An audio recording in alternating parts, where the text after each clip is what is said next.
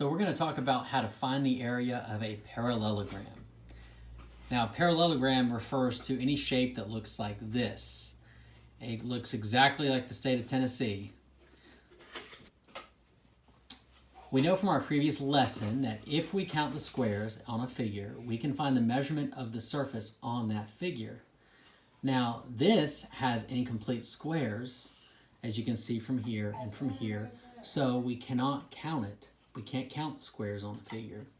So what I'm going to do to help us out is I'm going to bring in another parallelogram that is divided into two parts. Okay, and I'm going to place it directly on this parallelogram so that you know that they come up with the same amount of area here. Okay, it's the exact same shape. The top one is just divided into two.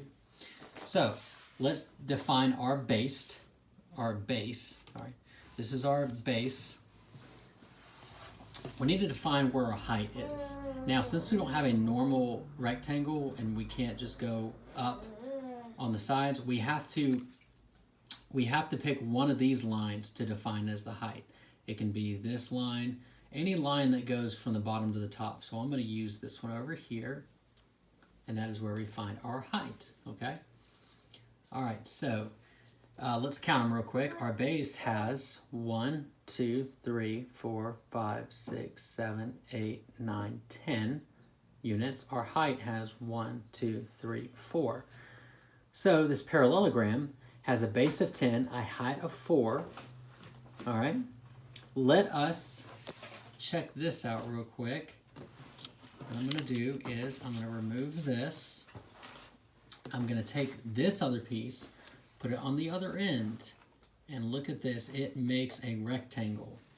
So now we have a base of 1, 2, 3, 4, 5, 6, 7, 8, 9, 10, a height of 1, 2, 3, 4, the exact same measurements as the parallelogram.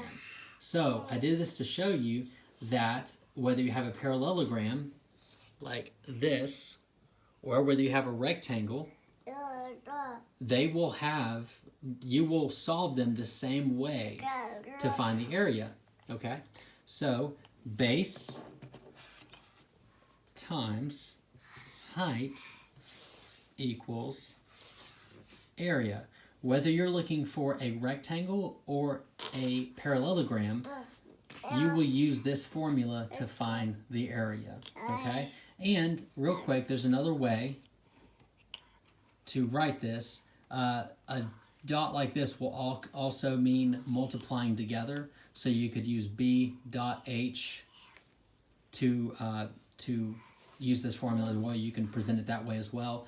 Or to make it even easier, you can take this out and you can just have two variables put together. Two variables put together means that you're multiplying them together. So a simplified version is base times height equals area, BH equals A. All right, so whenever you're working on those two worksheets on how to find the area of a parallelogram, just remember you can use this same formula for it. So you need to find the base, you need to find the height, and you need to multiply them together to find the area. All right, well, that is it for this lesson. I hope you guys have a great rest of your day. Let me know if you need any help, okay?